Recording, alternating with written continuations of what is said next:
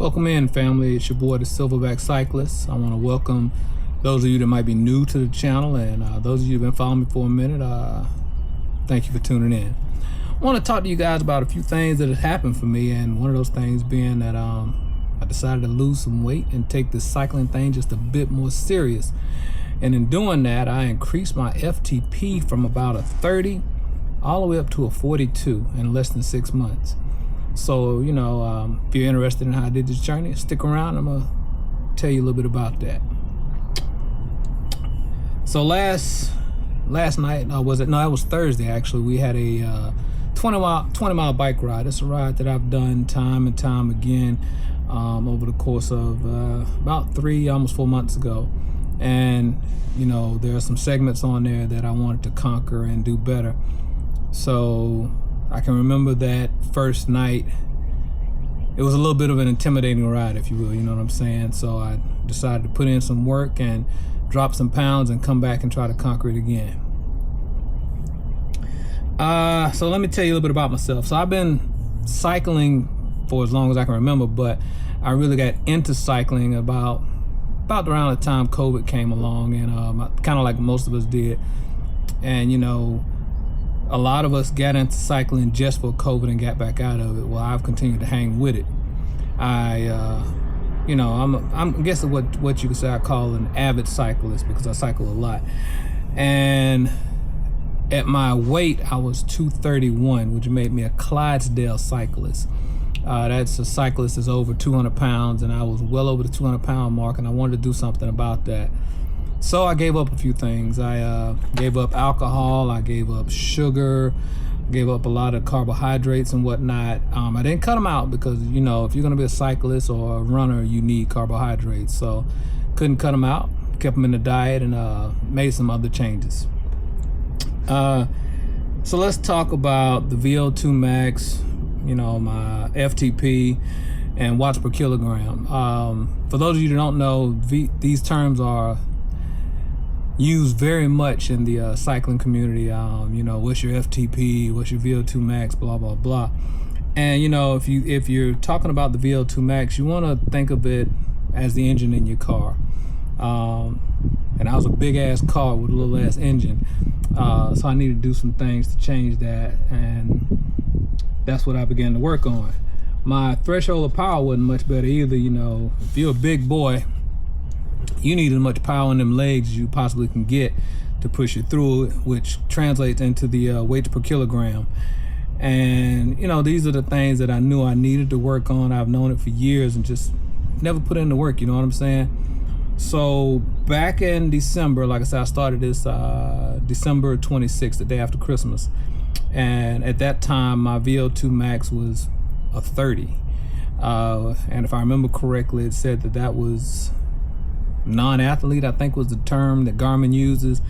And then, you know, my functional threshold power was about a 159, and the watts per kilogram was 1.6.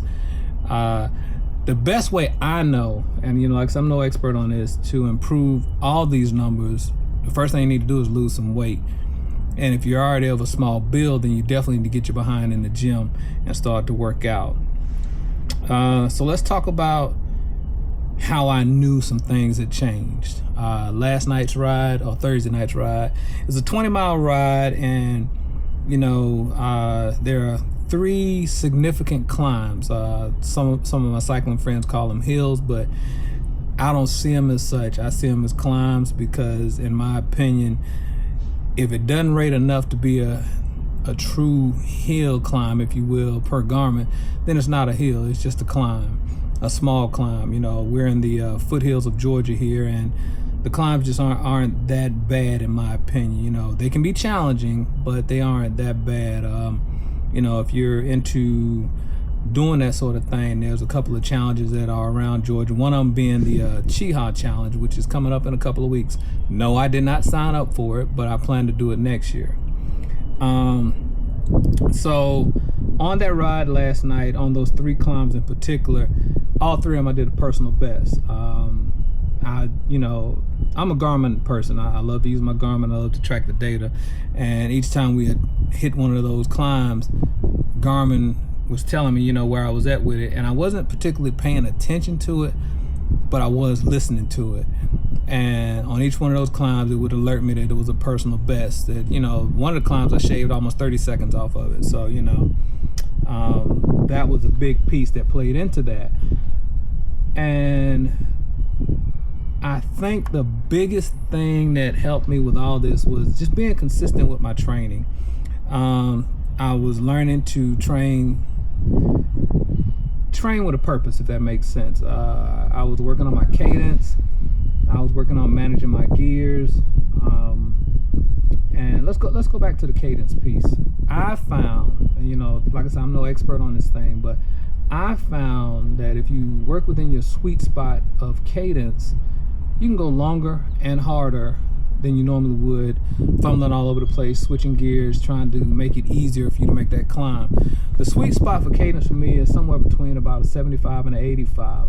I find it at, you know, it's easier for me to stay in that zone and get that cadence cranked out over an extended period of time. Even though last night's ride wasn't a particularly long ride, it was a ride that covered 20 miles. It took us about an hour and some change.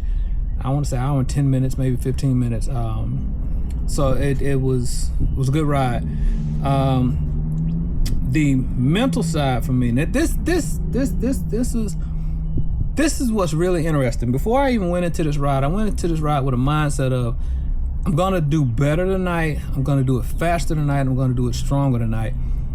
And believe it or not, I had told myself enough that throughout the day that when I got on the ride, that's exactly what I did. And you know, you hear people all to say that you can speak life over yourself, you can speak the power, the positivity. That's what I did, guys. I actually spoke this over my ride beforehand. Some people call it praying, some people call it prophesizing. I just call it believing in myself, and that's exactly what happened. You know, I got out there and began to push. You know, I don't know how else to describe it, guys. It was simply just that. You know, so just keep those things in mind. The other piece that I can attribute to the lessons learned is adding some different elements to my cycling. One of those elements being I've, you know, began to get a little more serious about my runs. I'm also very much dialed in with my nutrition. I'll get into that in another video. I don't think it's necessary in this particular video, but I've learned to listen to my body, and actually it's not even listening to my body, it's anticipating what my body needs before it needs it on these rides and these runs. You know, I'm drinking my electrolytes, you know, drinking my carbohydrates, and also at some point drinking the protein to keep my body fueled on these rides. And while, believe it or not, even though I did a lot of personal best and finished that route in what I would consider record time for me, I didn't push 100% hard. If I remember correctly, my stamina started, as always, at 100%. But by the time I finished, my stamina was still at 65%, which means I left a lot of fuel in the tank, which means I could have pushed harder than I did, but I didn't. So, you know, that's just me. Now, I will say this. If you're a person that's considering getting serious about your riding, such as myself, you know, you need to invest in some quality tools to help you get there. I'm not going to advocate for any particular. So, with that being said, let's talk about the two rides. We'll go back a month, all right? Last month, April 2nd, the same ride, actually a shortly slighter route because I did a cut through, took me 1 hour and 18 minutes to do the same ride, 2 miles less. Then you fast forward to the ride I did just this past Thursday. It took me 1 hour and 8 minutes to do the same ride with two additional miles added. The things I worked on during that particular ride was, you know, pacing myself. I tried to stay consistent with my cadence, and I think it worked out. Now, you know, a friend of mine advised me that, hey, you need to start watching your power meter because your power meter will help you, you know, stretch the ride out longer too. And that's something I will do going forward, but on this particular ride, it was not a focal point, if we're just being honest with you. So to what I was saying, because the camera cut out, to what I was saying is this, is that if you're a rider similar to myself that's thinking of, you know, fixing your numbers, or not fixing your numbers, cleaning up your numbers and taking your rides more seriously, invest in some equipment that'll help you track that. You know, I personally use a Garmin to track pretty much everything. If you haven't noticed, the watch and everything tracks my sleep patterns and all this type of stuff.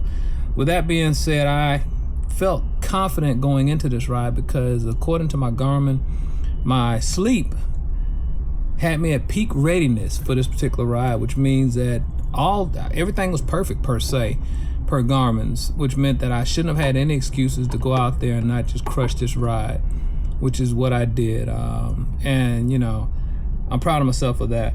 An additional advice I would give you if you're considering, you know, going down this particular thing is to set realistic goals for yourself, man, to track your progress. I track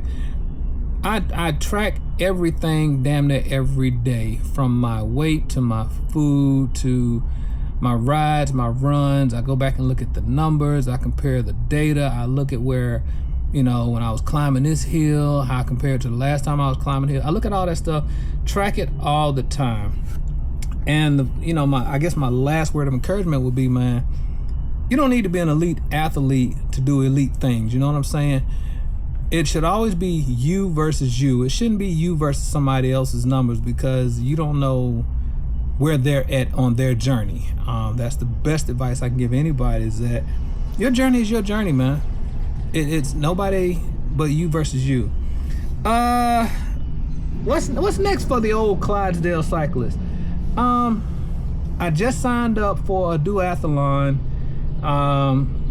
And hell, I got a couple things to sign up for, but what I'm most looking forward to is this duathlon. It's in Gainesville, Georgia. I'm sorry. It's in Gainesville, Georgia, and it's run a 5K, bike for 12 miles, and turn around and run another 5K on the back end of it. I'm looking forward to this. I'm kind of excited about it. I haven't necessarily set a goal for this particular event because it'll be my first one.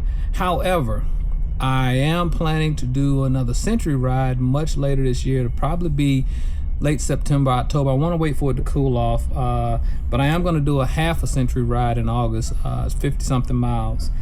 I really want to invite you guys to follow this journey and like this video if you like the information I'm sharing here, or if you just, you know, would like to see more about it. Definitely let me know in the comments, or just, you know, like the video, follow, share, because I am going to track me getting in better shape for this duathlon. I think it's going to be a fun journey, and I'm inviting you all to tag along and tell me what you want to see. With that being said, not just tell me what you want to see, tell me what you want to see from the old silverback cyclist, and I'll be sure to try to meet you there on some more of these rides and whatnot. There will be another episode. I am doing a brick this coming Saturday, so I will give you the before, the during, and the after for the brick. And for those of you who don't know, a brick is where you do one event, jump off the bike, and then go run, or vice versa, however you want to do it. That's considered a brick. I'm going to do that this Saturday.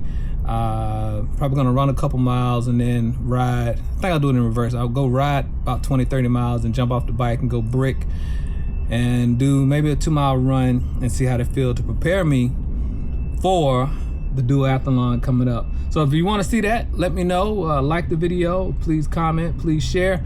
It's your boy Silverback, man. Hope to see you on the next one. And as always, ride safe, strong, and be positive. Peace.